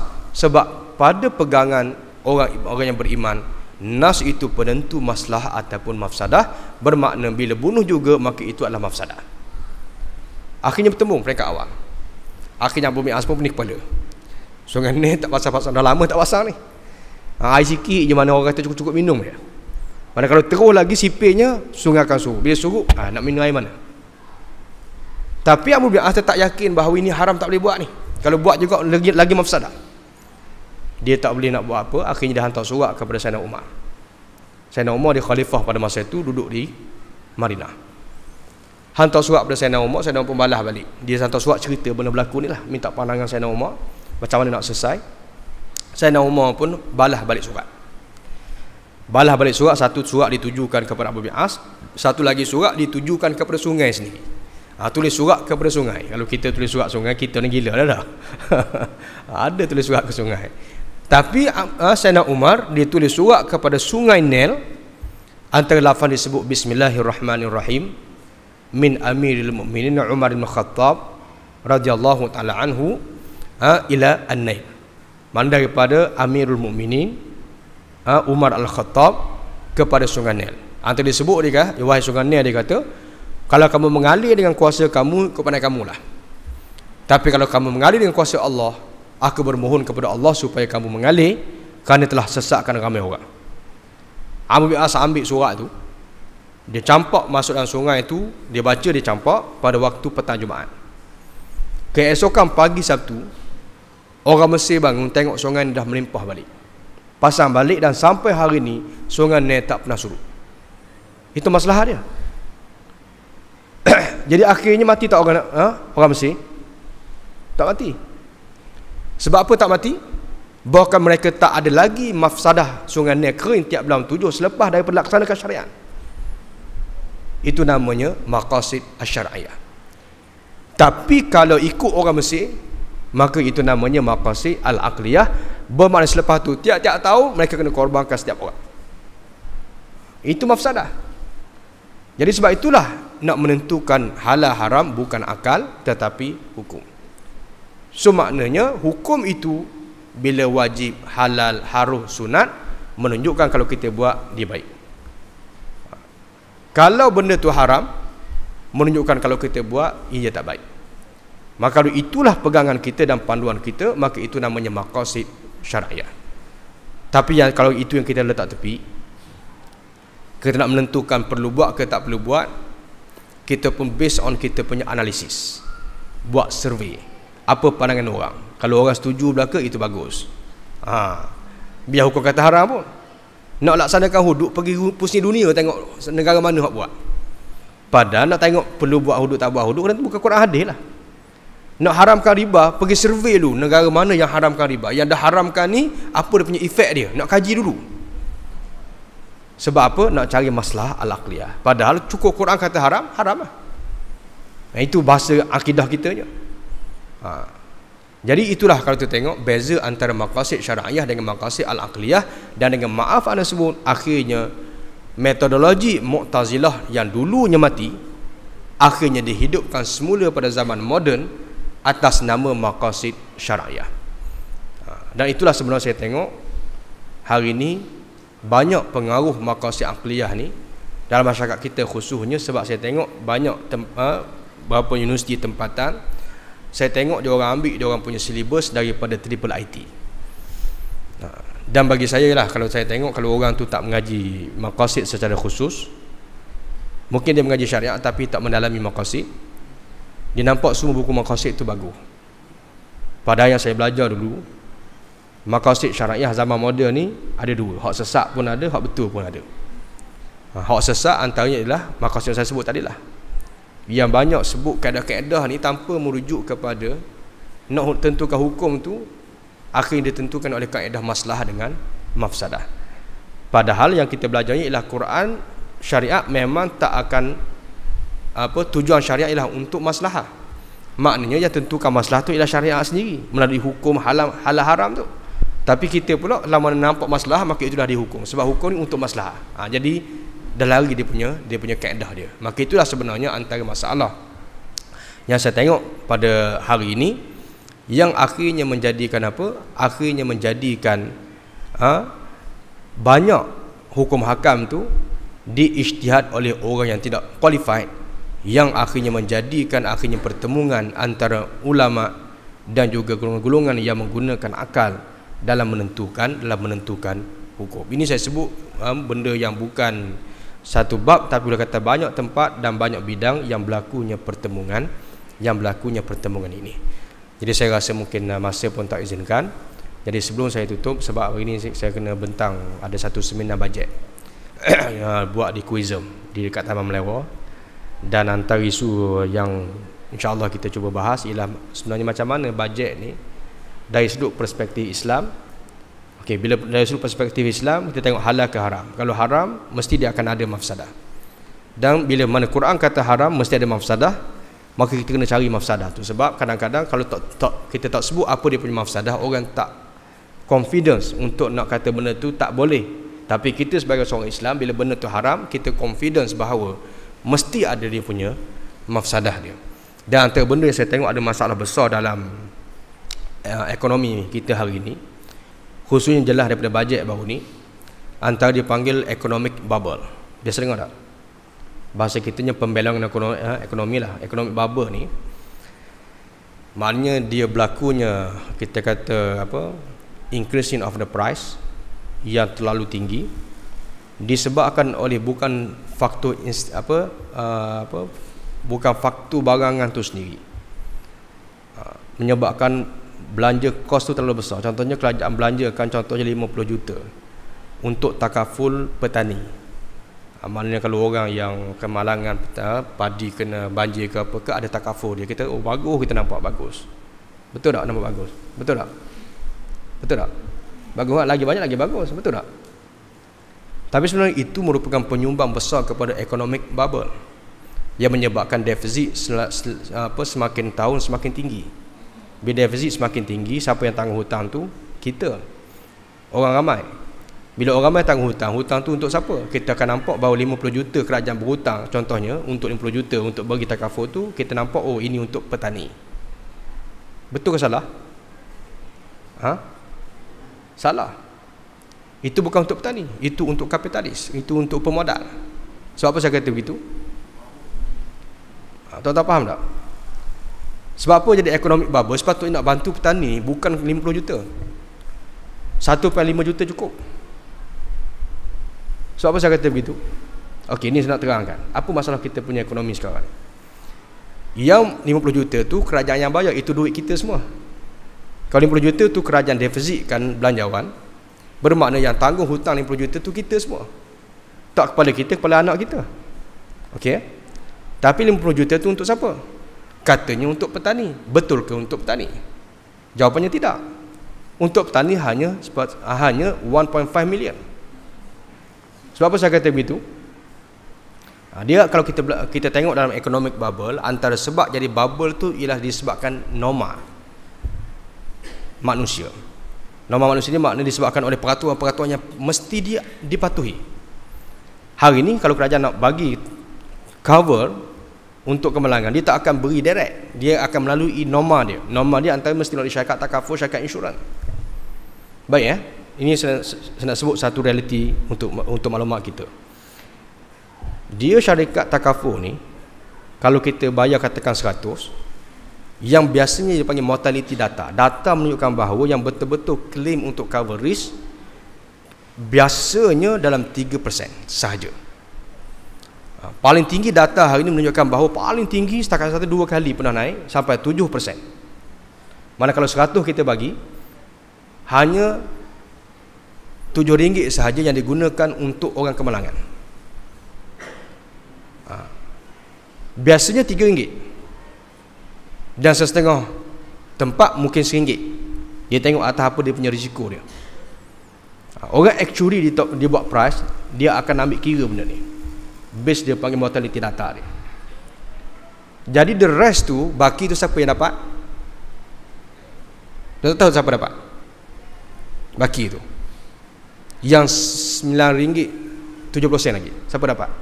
RM97 siapa dapat? Mana kalau 50 million, 1.5 million sahaja yang akan sampai kepada petani, itu pun kalau kemalangan. Itu pun kalau berlaku banjir. Kalau tak berlaku banjir, langsung tak dapat. Katakan 50 juta tu setahun. Mana kalau katakan tahun ni musimnya baik, tak ada banjir, tak ada ulat, tak ada apa, bermakna 50 juta tu 1 sen pun tak akan sampai ke petani. So siapa dapat? Ni kita kena faham. Dalam kalau kata contohnya, bila kerajaan sebut untuk takaful, dia akan beri kepada mana-mana syarikat takaful projek ni. Mana pada masa ni siapa yang untung? Yang pertama yang untung ialah negotiator. Orang yang runner nak cari syarikat mana hak dapat ni. Aku ada link dengan orang politik ni. Aku baik dengan Najib. Biasanya akan berlaku ini, normal dalam praktis kita. Tak masalah sebut. Walaupun benda tu tak betul, tapi ini normal. Saya rasa semua orang boleh agree benda ni. Akan ada runner dia, akan ada negotiator dia, akan ada intermediate. Akan ada bahasa undang-undangnya disebut sebagai arranger. Akan ada. Biasanya arranger ni setakat yang saya tahu kadang-kadang dia ambil dalam 0.2% sikit kan. 0.2% out of 50 million berapa? Itu baru arranger tu. Itu baru nak start, tak warming up tu, baru masuk kunci, tak start engine lagi tu. Bukan warming up, baru masuk kunci. Bila dah, kata contohlah, dapatlah satu syarikat, katakan takaful A, syarikat takaful A dapat. Normalnya biasanya 40% dia panggil wakalah fee. Kos yang dicabut oleh syarikat takaful dulu 40%. Maknanya kalau 50 juta berapa? Dalam sekitar 20 juta kan. 20 juta tu antara elemen 20 juta tu antaranya ialah untuk ejen. Siapakah ejen yang bertuah yang dapat projek tu? Biasanya ejen dia akan dapat 20%. Mana kita kasar-kasar 10 juta. Biasanya. Ini saya sebut benda yang realiti ini bukan secret and confidential. Tapi tak pelik kalau saya dedahkan ini, lepas ni saya tak boleh sambung. Contohnya lah, sebab kita kerajaan ni bukan bagus pun dari situ, memang kuku besi punya. Okey. Sorry tu saya. Ini realiti. Biasanya ejen dia akan dapat yang tu. So siapakah ejen yang bertuah yang dapat projek ni? Okey. So maknanya rekah ceritanya 10 juta untuk ejen, 10 juta untuk syarikat takaful. Okey. So baki dia 30,000, 30 juta lagi. Mana 38.5 juta lagi. Siapa punya? 38.5 juta ni dia akan masuk, dia panggil dia akan masuk dalam tabarruk fund. Dalam akaun takaful. Ini bukan syarikat takaful punya. Kalau dia bagi dekat insurans, yang tu boleh possibility untuk jadi hak syarikat insurans. Tapi dalam takaful ni dia tak jadi hak milik syarikat takaful. Dia akan jadi participant fund. Which is kalau tadi mana hak orang ramai lagi lah. Tapi siapa yang benefit daripada 38.5 ni? Siapa yang benefit? Mana kalau ikut kaedah flow dia, 30 juta dia akan masuk dalam tabarruk fund. Daripada 30 juta dia akan drip. Maknanya for about biasanya dalam 3%, 4% dia akan drip masuk dalam risk fund. Risk fund ni biasanya untuk cover ni kalau berlaku ni. Tapi the rest di dalam 28.5 juta untuk siapa? Bila duduk dalam tabung tu, yang manfaatkan duit itu bukan petani, bukan orang biasa. Inilah yang dimanfaatkan oleh kapitalis-kapitalis. Ini yang dia akan buat bond, dia buat sukuk, short term, fixed deposit untuk bisnes besar-besar. Kita nak buat kedai runcit tak boleh guna duit ni. Yang ni untuk contohnya macam Tan Sri Ghazali nak buat sukuk sekejap untuk short term, 6 bulan nak bayar, okey, dia akan pakai yang ni. Siapa manfaat 30 juta ni? Bukan petani. Yang dapat manfaat ni ialah orang kaya. Petani kat mana tu? Yang di drip sebanyak 1.8 juta tu, yang di drip masuk dalam risk fund, risk account, yang tu possibility dimanfaatkan oleh orang miskin. Itu kalau berlaku kemenangan. Kalau tak berlaku, dia akan masuk balik, dia akan jadi, kadang-kadang dia masuk dipanggil IBNR, maknanya incurred but not reported. Itu reserve. Tapi 28.5 juta lagi siapa dapat? Katakan sampai akhir tahun tak ada claim dah, dia akan jadi, dia panggil surplus. Surplus ni siapa yang dapat? Surplus ni maknanya kos tadi 28.5 juta yang dilaburkan pula campur dengan untung pelaburan, mungkin jadi 30 juta balik. Siapa akan dapat? Biasanya akan share antara syarikat dengan pembeli takaful. Maknanya bila at the end of the year, maknanya 30 juta lagi, tadi kalau katakan let's say kita ambil ratio dia 50-50, maknanya 15 juta akan dapat dekat syarikat takaful, 15 juta lagi akan dapat balik dekat kerajaan. Itu dia punya pusingan dia. Itu yang kita sebutkan sebagai bubble. Sebab apa bubble? Petani nak cover dia hanya 1.5 juta je. Why kita keluarkan sampai 50 juta? Boleh nampak? Siapa yang benefit? Bukan kita. Sedangkan nak dapatkan 50 juta tu, kalau kerajaan tak berhutang, bermakna itu merupakan duit cukai kita. Kita bayar cukai untuk itu. Sikit ke banyak tuan-tuan bayar cukai? Itu saya pernah cerita hari itu kan. Kita bayar cukai ni terlalu besar tiap-tiap bulan. Ni saya tengah tension ni, baru je beli tanah.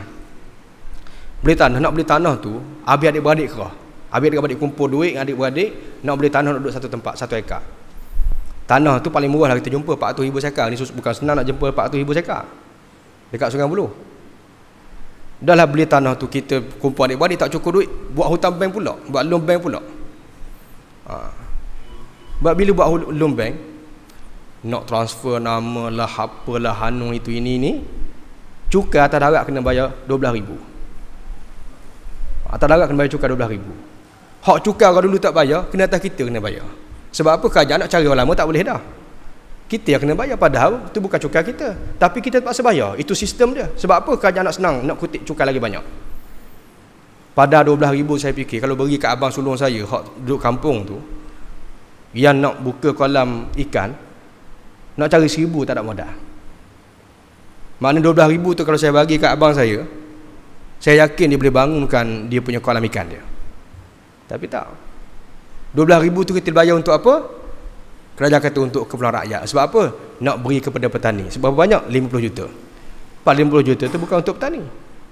50 juta tu untuk kapitalis. Kemudian pula siapa yang bayar? Kita. Daripada mana kita bayar? Cukai-cukai yang diambil. Yang tu saya kata sistem ekonomi ini cukup zalim, dan ini telah diprotes bukan saja di Malaysia tapi di seluruh dunia pada hari ini yang sedar tentang sistem cukai yang zalim. Jadi kena sebagai Occupy Wall Street. Kalau tuan-tuan tengok Occupy Wall Street, dia punya disebut in fairness of the of the tax dan seumpamanya, dia sebut dia buat satu carta, dia panggil orang yang 99%, lepas tu golongan 1%, kemudian dia panggil satu lagi 0.02%. 99% rakyat ni purata pendapatan ialah $1,250,000 sebulan. Tapi golongan middle 1%, dia punya pendapatan $52,000 sebulan. Tapi golongan 0.02%, dia punya pendapatannya 3-4 juta sebulan. Itu yang dikata ini merupakan sistem ekonomi yang sangat tidak adil dan pengagihan yang tidak adil. Kalau tuan-tuan tengok sama lah juga. Mana kita bayar duit yang cukai yang tinggi, bukan untuk jalan raya, bukan untuk sekolah, tapi kebanyakannya dihabiskan untuk benda-benda yang macam tu.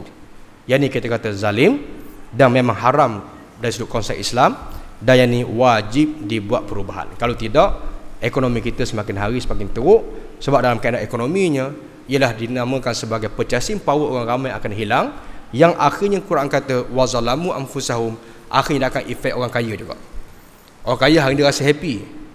Sebab apa? Sebab dia boleh monopoli, ada modal besar, dia boleh bisnes. Dah habis customer dia siapa? Customer dia orang ramai. Tapi bila dia cerek banyak, orang ramai terpaksa bayar cukai tu cukai ni, akhirnya orang ramai pun terpaksa ikat perut, tak belanja lebih. Bila tak belanja lebih, barang siapa tak laku? Barang dia juga. Sebab tu dalam kaedah agama Islam, monopoli ni Tuhan kata wazalamu anfusahum, sebenarnya dia akan menzalimi diri dia juga sendiri akhirnya. Dan itu telah dibuktikan dalam sejarah Sabak. Akhirnya ekonomi jatuh, yang akhir siapa rugi? Bukan orang biasa, tapi orang kaya juga yang akan rugi pada akhirnya. Dan itulah yang menyaksikan krisis 2008, yang menyaksikan banyak syarikat-syarikat korporat yang besar, yang dia punya pekerja sampai ratus-ratus ribu seluruh dunia, akhirnya lenyap daripada muka bumi. Itu bukan disebabkan oleh orang serang, bukan disebabkan oleh orang Islam, tapi itulah sistem ekonomi dia yang akhirnya merugikan diri sendiri juga akhirnya. Dan ini sebenarnya antara benda yang sedang berlaku dalam konteks ekonomi kita, yang bagi saya kita kena buat satu perubahan. Tapi saya tengok rata-rata dalam belanjawan baru ni nampak semua happy belaka nampak.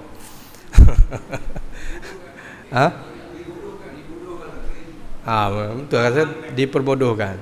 Tapi saya yakin ramai orang tahu di kalangan orang yang terlibat dengan kewangan, khususnya takaful, tapi saya yakin tak ada orang berani nak sebut. Jadi mungkin saya pasal ambil risiko lah kot. Tapi benda ni benda betul. Kalau tuan-tuan faham konsep takaful, itulah dia punya proses dia. Dan kalau saya nak ambil benda lain lagi, banyaklah sebenarnya kalau saya nak ambil, tapi itulah saya, antara contoh yang insya-Allah saya cuba bahas dalam seminar hari ini, yang mungkin slot saya dalam pukul 2 lebih kurang, untuk saya nak bahas tentang isunya ialah apa sebenarnya tuntutan Occupy Wall Street dan macam mana sebenarnya Islam penuhi diorang punya tuntutan. Dan yang keduanya ialah macam mana akhirnya sistem ekonomi itu jadi bubble yang akhirnya kos tinggi. Contohnya macam hari ni saya tengok hari tu RB1 Odyssey, baru bulan lepas saya pergi ke Singapura sebab saya ada satu AP nak dapatkan kereta. Saya pergi Singapura tengok RB1 Odyssey. Sini berapa? Sini 100,000 lebih. Saya tengok paling kurang pun 98,000. Saya tengok yang latest ni 98,000 Odyssey RB1. Tapi di Singapura 6,500 Sing dollar. Itu tanpa COE lah. Kalau COE mahal lah. Ini saya sebut body saja. 6,500 Sing dollar. Berapa? Dah sekitar 16,000 17,000 ringgit ya. Kalau BMW 6 Series yang pintu 2, sini saya ingat dalam 150,000 paling murah. Dan second hand lah. Tapi di Singapura body saja untuk dia panggil Singapore export car. Mana dia tu untuk export, memang bukan untuk pakai Singapura. Kalau pakai Singapura mahal lah kalau sampai COE dia. Tapi ini body saja. Harga je baru sekitar 15,000 Sing dollar. 15,000 Sing dollar, tuan-tuan tak payah hutang bank. Tuan-tuan jual nasi lemak sebulan boleh beli dah. Tapi sebab apa kita terpaksa berhutang sampai 9 tahun? Sebab apa sampai gaji kita habis 1/5 gaji kita bayar kereta? Apa pasal? Ini semua untuk pemodal-pemodal. Sebab tu saya kata rakyat mesti sedar dan protes mesti berlaku. Kalau tidak, ekonomi kita menuju kepada kehancuran. Yang susah siapa? Bukan orang kaya, yang susahnya ialah kita semua. Sebab tu tuan-tuan kalau tengok apa dipanggil apa kita kongsi sikit dengan masa yang ada ni. Dia panggil antaranya ialah dia panggil kalau ekonomi ada M1, M2, M3. Satu lagi bila M3 ni dia punya business tu bukan based on value creation. Value creation ni maknanya kadang-kadang keuntungan tu bukan disebabkan oleh business trade pun. Kadang-kadang disebabkan oleh pertukaran yang mata wang dengan mata wang dan seumpamanya, hanya bisnes atas angin yang menyebabkan nilai tu naik. Kemudian yang keduanya pula, hari ini bisnes banyak tertumpu kepada bukan value creation. Contohnya pinjaman perumahan. Pinjaman perumahan ni sepatutnya tidak dibesarkan kos tu. Pinjaman kereta sepatutnya tak dibesarkan kos tu. Kadang-kadang bank happy sebab sekarang ni bisnes yang paling baik antara rumah kereta. Sebenarnya kerajaan tak boleh happy dengan benda tu. Sebab orang berhutang dengan bank, orang berhutang dengan bank untuk beli rumah, berhutang dengan bank untuk beli kereta. Mereka berhutang tu bukan sebab oleh harga sebenar, itu disebabkan oleh cukai. Harga sebenarnya tak macam tu. Kemudian kerajaan happy sebab nampak bank boleh untung. Bila bank untung, kerajaan boleh kutip cukai. Dan cukai tu pula beri pula kepada pemodal untuk buat bisnes lagi. Akhirnya tanggung siapa? Semua rakyat. Sedangkan rakyat berhutang tu bukan untuk value creation. Kalau kerajaan banyak spend untuk bukan value creation, dia akan menyebabkan ekonomi satu hari dia akan stuck. Sebab apa? Orang berhutang beli rumah, bank dapat untung sebab apa? 30 tahun orang akan bayar. Tapi rumah ni bukan untuk create value. Dia tak boleh generate profit. Orang pakai habis. Kereta orang pakai semakin buruk. Sepatutnya hutang-hutang ni, pinjaman-pinjaman ni sepatutnya diperbanyakkan untuk benda-benda yang berbentuk value creation. Contohnya berhutang untuk buat bisnes, itu okey. Sebab apa? Once dia buka kilang, dia boleh generate income. Once dia buka kilang, dia boleh keluarkan produk. Hutang pinjaman dalam Islam pun banyak berdasarkan untuk itu. Hari ini hutang banyak bukan untuk value creation, untuk personal needs, untuk rumah, untuk anak belajar. Hari ini orang buat pinjaman peribadi untuk hantar anak sekolah dan seumpamanya. So maknanya ekonomi yang seperti ini, dengan maaf saya sebut, dia boleh bawa kepada stucking. Kalau kita sampai pada masa tu, kita dah tak boleh nak U-turn balik. Sebab tu kena buat perubahan sekarang. Maknanya benda yang bukan value creation, kerajaan sepatutnya kena turunkan kos. Pinjaman perumahan tolak semua cukai. Permudahkan untuk orang akses tanah. Jangan biarkan hanya pemaju yang monopoli. Sebagai contoh, kereta, hapuskan cukai kereta. Sebab saya tengok cukai kereta kalau hapus tak besar pun. Dari semua income negara tak besar. Kemudian AP jangan beri kepada setengah pihak untuk monopoli. Biarkan semua rakyat dapat AP. Satu keluarga, at least kalau nak buat perubahan, satu keluarga ada satu AP. Sebagai contoh saya ambil. Sekurang-kurangnya kalau nak buat, boleh. Sekarang ni ramai orang kaya sebab AP. Baru ni ada seorang sahabat minta maaf saya cerita sikit, sebab saya ni minat motor sikit. So sahabat, sebab motor sorry tu say Harley Davidson. Hari tu seorang kawan saya memang kaki Harley lah. Saya ni bukan kaki Harley, saya ni ikut belakang je. Dia nak beli Harley. Saya pun pergilah dekat yang showroom. Dia spend dalam biasa Harley kalau Road King dalam 150,000 Malaysia. Pergi tengok mengucap panjang tepuk dahi. Sebab apa? Paling-paling murah pun 300,000. Dia kata 300,000 baik aku beli mes pintu 2. Sebab apa jadi tinggi? Padahal kalau di jiran Thailand tu tak sampai 1,000 pun. Harga sebenar dekat US kalau korang tengok dah sekitar 30-40,000 je. Kalau UK hot jenis tayar hot macam ni, tayar macam dua double hot tayar kereta macam tayar lori tu. Dia panggil custom. Yang custom tu dalam 30,000 pound je. Mana dalam sekitar 1,000 je hot tu tak wujud Malaysia tu. Jadi makna kau tengok minta maaf saya sebut. Sebab apa jadi macam tu? Yang pertamanya cukai. Yang kedua monopoli. Sebab apa jadi harga macam tu? Sebab sekarang ni yang boleh import dan jual Harley baru hanya Naza je. Orang lain tak boleh. Jadi letak harga berapa pun orang paksa beli. Masa start kerajaan hanya beri AP tu kepada Naza, harga Harley melambung. Sampai tak kawan saya happy lah. Sebab apa? Dia punya value motor pada masa tu 40,000 je. Untuk yang bobber punya, bobber ni hot yang murah sikit, 40,000. Tapi bila Naza pegang, menyebabkan Harley baru naik harga, hot dia pun naik sampai 60,000.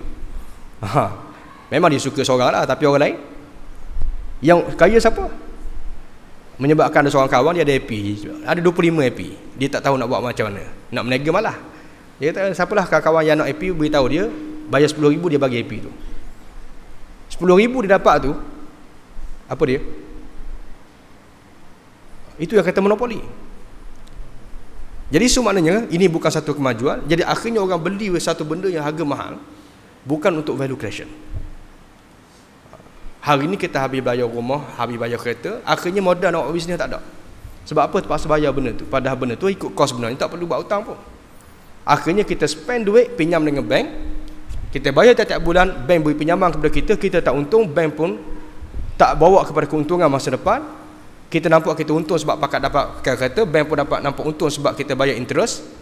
Tapi akhirnya wazalamu anfusahum, akhirnya semua akan jam. Sebab apa? Kita beli rumah, kita beli kereta, kita 30 tahun, 40 tahun duduk hutang macam tu. Akhirnya hutang tu dia tak boleh generate apa-apa profit, tak boleh keluar apa-apa produk. Yang akhirnya kita nak bisnes tak boleh, bank pun sangka hutang kita tak habis bayar lagi. Akhirnya semua akan jam. Dan ini sebenarnya satu benda yang bagi saya kena buat perubahan. Dan kalau tidak, ekonomi kita saya yakin 20 tahun paling kurang ekonomi kita akan teruk.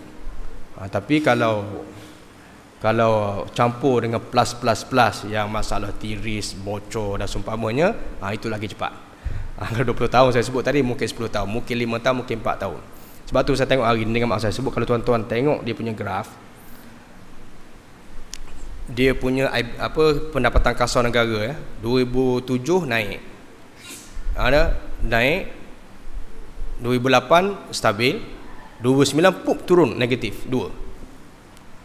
2004 sama juga. 2004 dia naik. 2003 naik stabil. Tapi 2005 jatuh. Tapi mujurnya 2005 tak sampai negatif. Tapi 2008 okey, 2009 negatif 2. 2011 baru pulih balik. Sebab apa berlaku macam tu? Tuan-tuan nampak tak? Sebab pilihan raya. Tak mahu saya sebut sebab pilihan raya. Sebab 2008 pilihan raya, tak mahu saya sebut, kerajaan merasuahkan rakyat dengan duit pilihan raya, wang ihsan dan seumpamanya. Akhirnya menyebabkan untuk yang next year punya bajet dah drop. Akhirnya negatif 2. Bila pulih balik bulan 2011, 2012, 2010 dia start recover balik. 2004 drop juga tapi tak negatif. Sebab apa? Penggunaan wang pada masa itu tak teruk. Tapi 2008 tu start wang ihsan, wang macam-macam. Dan saya tengok hari ni lagi teruk. Yang dulunya tak ada, hari ni ada. Contohnya RM500 seorang. Yang ni minta maaf saya sebut, benda ni kalau ikut hukumnya tak boleh. Sebab apa tak boleh? Contohnya saya tengok macam potongan untuk handphone. Nabi kata la nu'ti liqawiyyin muktasib, aku takkan beri bantuan kepada orang kuat yang boleh mampu bekerja. Orang muda 21, 22, 23, 24 tak kira kaya miskin semua akan dapat untuk yang yang smartphone kan. Ini untuk orang kaya miskin semua dapat. Dan kalau yang spend duit yang banyak, spend duit siapa? Duit kita juga. Jadi akhirnya lepas pilihan raya 2013 saya yakin akan down juga. Sebab itu graf saya tengok daripada 98 sehinggalah kepada 2012 memang ke 98 tu dia stabil. Sebab 98 tu election tak banyak isu gunakan duit. Sebab apa? Masa tu tengah krisis kan. Krisis 2004 baru start guna duit di Terengganu dan beberapa negeri, akhirnya jatuh 2005, tapi 2008 lagi teruk jatuh sampai negatif 2. Tapi hari ini saya yakin kalau budaya ini diteruskan maka negara akan efek. Minta maaf ini saya rasa penting untuk saya share sebagai mukadimah, jadi saya ingat masa pun tak izinkan. Ada soalan? Okey. Boleh. Ha? ASB.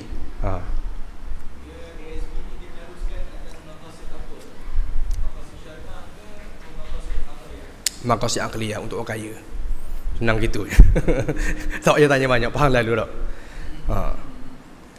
Nak kata halal lagu mana? Sebab saham dalam non-compliance pun ada. Lepas tu why tak masuk dalam Islamic board? Senang je. Lepas tu yang kata halal ni berapa orang, kemudian berapa orang ni bila berbincang dia tak boleh nak sebut, tak boleh nak jawab benda-benda yang dia tanya. Sebab tu contoh saya ambil majlis mufti majlis fatwa Selangor kata haram, stay kata haram.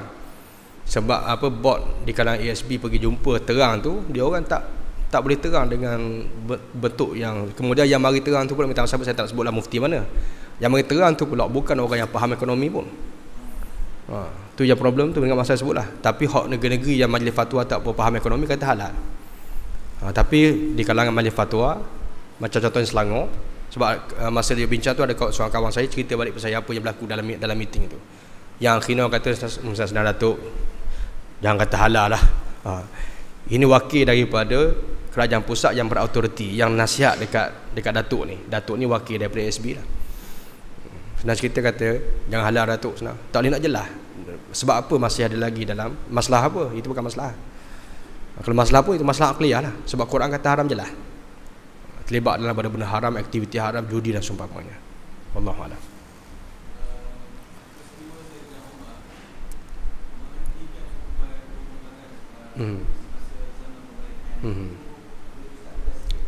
Okey. Syukran, terima kasih. Saya tak payah ulah panjang, boleh ringkas je. Itu fitnah terhadap Sayyidina Umar. Ringkas je boleh saya sebut. Okey, nak syarah panjang boleh lah, tapi kena bayar sikit. Free je insya-Allah, saja gua. Itu fitnah terhadap Sayyidina Umar. Sebab apa saya kata begitu? Sebab antaranya ialah tesis tok guru saya sendiri. Tesis master dia, Dr. Almarhum Dr. Profesor Dr. Baltaji. Itu tok guru saya masa Jamiah Kairah dulu. Dia punya master dia kaji tentang Sayyidina Umar. Dan satu lagi tesis di Jordan. Itu tesis PhD. Dalam tesis itu dia senaraikan kes-kes hudud yang tidak dilaksanakan di zaman Sayyidina Umar, dan tidak ada satu kes pun Sayyidina Umar tak laksanakan hudud terhadap orang yang layak. Tak laksanakan hudud sebab orang tu tak cukup syarat. Contohnya saya ambil dalam sebadan tesis itu, dia senaraikan semua kes hudud yang tersenarai di zaman Sayyidina Umar. Ambil kitab-kitab sejarah, belek balik apakah kes berlaku zaman Sayyidina Umar, belek balik, senaraikan semua, disedarkan semua kes yang berlaku, dan tidak ada satu kes pun Sayyidina Umar tak laksanakan hudud yang mana orang tu layak. Semua Sayyidina Umar tak laksanakan hudud sebab orang tu tak cukup syarat. Antara contohnya, orang ramai bawa 2 orang pemuda dengan daging, yang mana pemuda ni curi lembu orang. Disebut pencuri haiwan. Haiwan tak ada lembu ke kerbau ke unta, tapi pencuri lah, pencuri binatang. Jadi tahun tu tahun kebeluran, tahun kelaparan, dia panggil Amul Maja'ah, tahun kebeluran. Jadi bila wak mari pada Sayyidina Umar kata, qala Rasulullah sallallahu alaihi wasallam, al-maja'atu minasyubhat. Kebeluran itu sebahagian daripada syubhat yang boleh gugurkan hudud mencuri. Maknanya orang ni tak cukup syarat. Sebab apa? Syarat nak melaksanakan hudud bukan tahun kebeluran. Kalau kebeluran tak boleh jatuhkan hudud atas dia. Jadi maknanya orang tu tak cukup syarat. Sebab apa? Sebab masa tu zaman kebeluran. So Sayyidina Umar kata tak boleh laksanakan. Lepas. Okey. Tapi tak boleh kata ada orang miskin, ada orang susah, berlaku penyelewengan, maka suasana tidak kondusif. Bila suasana tak kondusif, tak boleh laksanakan hujan yang normal. Tak betul. Sebab al-maja'atu minasyubhat, menggugurkan hudud potong tangan itu disebabkan oleh kebuluran, itu ada nas. Bukan akal saya normal, bukan saya normal ijtihad. Ini nas Quran, nas hadis. Saya normal sebut benda tu. Tapi kalau orang berzina kena tangkap, tiba-tiba kena tangkap, dia kata minta maaf, ya mukminin, saya berzina ni sebab saya lapar. Ada ke? Tak ada. Sebab tu kalau orang kata hudud tak boleh laksanakan di zaman tidak kondusif, itu tak betul. Tak betul. Yang berlaku ialah mencuri potong tangan pencuri tak boleh laksanakan di tahun kebuluran. Tapi kalau berlakunya penyelewengan, berlakunya korupsi, berlakunya itu, hudud tetap wajib laksanakan. Dia tak boleh menggugurkan hudud benda tu. Macam itulah. Sebab apa hang zina? Sebab lapar? Tak ada. Sebab tu kalau orang kata kondusif hukum syarak itu satu benda yang bid'ah besar. Yang kedua, kalau dia kata Sayyidina Umar tak laksanakan hudud, pernah tak laksanakan hudud, itu satu fitnah yang besar. Saya berani cabar orang kata begitu, cuba sebut satu kes zaman Sayyidina Umar, orang itu cukup syarat tapi Sayyidina Umar kata aku tak nak laksanakan. Ada tak? Tak ada. Yang ada senarai, yang disenaraikan oleh Dr. Baltaji tadi, semua kes itu adalah merupakan kes yang mana orang tu tak cukup syarat. Contohnya, bawa seorang tuan bawa hamba dia, wah ya ini potong tangan dia sebab dia mencuri harta aku. Sayyidina Umar kata tak boleh, sebab harta tuan adalah harta hamba. Kalau tuan kedekut, hamba dia boleh curi. Kalau tuan dicuri secara kalau hamba dicuri secara jahat pun, dia tak boleh kenakan hudud, sebab macam anak mencuri harta ayah. Sayyidina Umar tak laksanakan. Sebab apa? Bukan kerana Sayyidina Umar tak laksanakan ikut akal dia, sebab itu syubhat. Harta syubhat dia panggil. So maknanya Sayyidina Umar tak laksanakan semua disebabkan dia tak cukup syarat. Kalau orang marihik tak semayang zuhur, betul lah dia tak semayang, tapi kita tak boleh kata dia tu tinggal semayang wording tu betul dah, tapi persepsinya salah. Orang nampak dia tak semayang malah, padahal dia tak semayang sebab apa? Sebab marihik, sebab tak cukup syarat wajib semayang. Sayyidina Umar sama juga, dia tak potong tangan pencuri, betul, bukan kerana ijtihad maslahah dia, tapi disebabkan ada syubhat. Syubhat itu siapa tentukan? Nas yang tentukan. Apa nas dia? Nabi kata al-maja'atu minasyubhat, kebuluran itu sebahagian daripada syubhat yang boleh menggugurkan hudud potong tangan. Itu yang akhirnya menjadikan Sayyidina Umar tak laksanakan. Bukan kerana orang tu cukup syarat, tapi disebabkan oleh dia rasa maslahah, bukan. Itu sebenarnya satu benda yang saya rasa kena perbetulkan oleh masyarakat kita ni. Dan dalam tesis tersebut Dr. Baltaji menghentam, bahasa sebenarnya menghentam, bahasa itu rot. Ada penulis-penulis yang bukan orang syariat, bukan pengkaji Islam, dia penulis yang menulis menyatakan Sayyidina Umar tidak melaksanakan hudud. Dia kata ini bid'ah yang besar, fitnah yang besar. Tapi malangnya penulis-penulis yang mendakwa begitu, bahasa-bahasa itu yang banyak diterjemahkan ke dalam bahasa Inggeris. Itu yang masalah. Kemudian orang yang nak belajar agama pula tak akses dengan maklumat asal ni, baca buku Inggeris, akhirnya nampak ni syaharat tulis ni, bukunya tajuk bahasa Arab. Jadi akhirnya itulah dia agama Islam yang dia kata akhirnya ikut pemimpin nak ijtihad. Hujahnya Sayyidina Umar. Itu tak betul. Itu sebenarnya antara benda yang saya ingat, tapi sebenarnya saya nak tulis dalam saya punya blog. Minta maaf saya sebut sebab saya nampak yang banyak menjaja pemikiran ini ialah Dr. Asri, yang banyak kali sebut kondusif, suasana tidak kondusif dan seumpamanya. Sebab sebenarnya kalau kita tengok balik, tak betul benda tu. Sebab hari inilah sebenarnya paling penting hudud mesti laksanakan. Sebab apa? Sebab kalau tak laksanakan hudud, suasana akan terus jadi tak kondusif.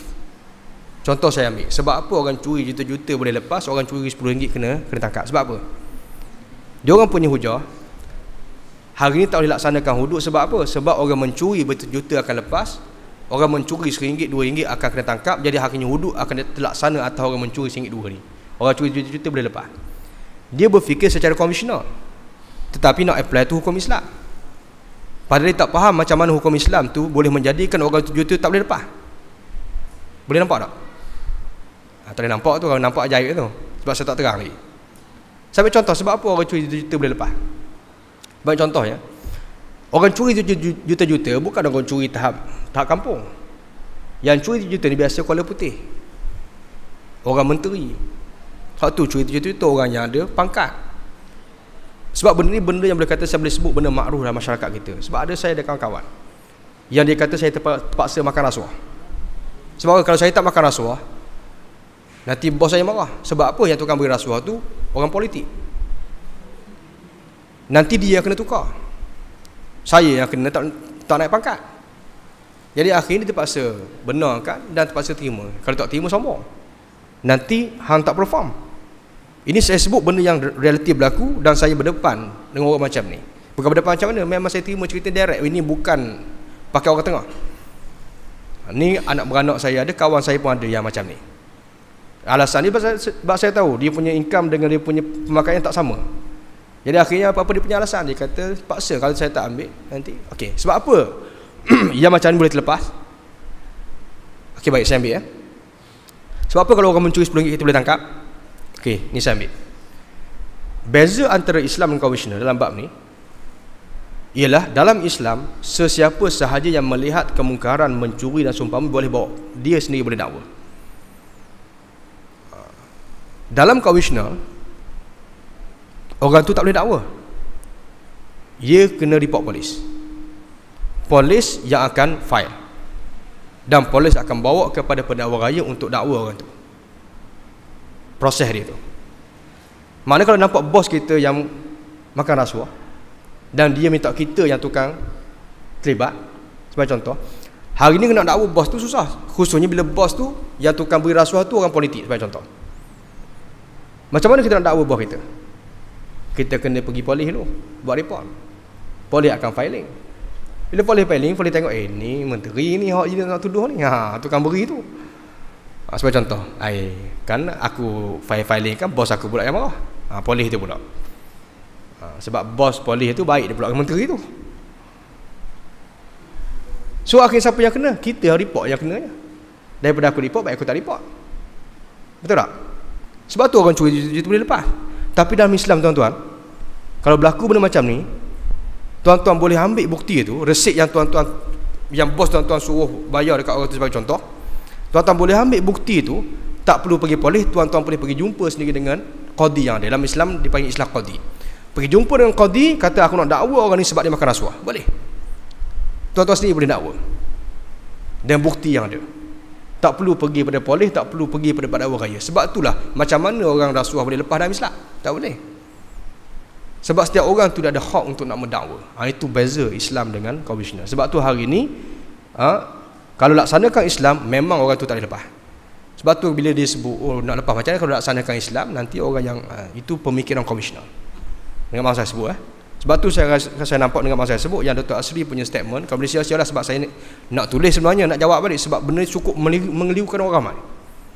Dan masalah hudud gopo tidak kondusif, Sena Umar pun pernah tak laksanakan. Kemudian kalau curi sikit kena tangkap, nanti yang kena hudud orang miskin, orang kaya tak kena, yang solat juta-juta lepas, orang yang solat sikit kena hudud. Jadi sebab tu hudud tak boleh laksanakan, itu karut. Sebab kalau laksanakan hudud, confirm orang kaya pun tak boleh lepas. Itu confirm. Dan saya yakin dia orang tak ada ruang untuk nak lepas kalau laksanakan hukum Islam. Itu saya sebutkan sebagai kecelaruan pemikiran. Wallahu a'lam, yang saya komen ni based on apa yang dia tulis dalam beberapa artikel yang artikel itu memang saya simpan semua. Ingat nak tulis dalam blog nak jawab balik, tapi masa kita pun terlalu sibuk. Nak layan yang macam tu lagi, kita pun kerja kita pun banyak, kerja dakwah kita pun banyak. Jadi akhirnya jawab sikit-sikit yang mana boleh ya. Tapi kalau nak saya buat apa yang saya sebut ni, benda tu memang satu fitnah terhadap Sayyidina Umar. Yang kata syarat kondusif itu satu bid'ah yang besar.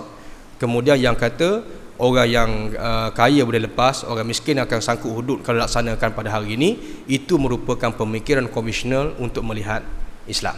Itulah yang ringkas saya boleh kongsi. Jadi terima kasih semua, saya ingat masa pun tak izinkan. Jadi kita sama-sama akhir dengan kafaratul majlis dan suratul asr. Subhanakallahumma wa bihamdika wa la ilaha illa anta wa tawassaw bil haqqi wa tawassaw bis sabr. A'udzubillahi minasyaitonir rajim. Bismillahirrahmanirrahim. Alhamdulillahirabbil alamin wassalatu wassalamu ala asyrafil anbiya'i wal mursalin wa ala alihi wa ashabihi ajma'in. Allahumma 'allimna ma lam na'lam wa faqihna ma tu'allimuna wanfa'na bima 'allamtana innaka antal alimul hakim. Allahumma zidna ilma warzuqna fahma wa batal khata wa nisyana bi rahmatika ya arhamar rahimin. Wa sallallahu ala sayyidina Muhammadin wa ala alihi wa sallam. Walhamdulillahi rabbil alamin. Takbir! Allahu Akbar!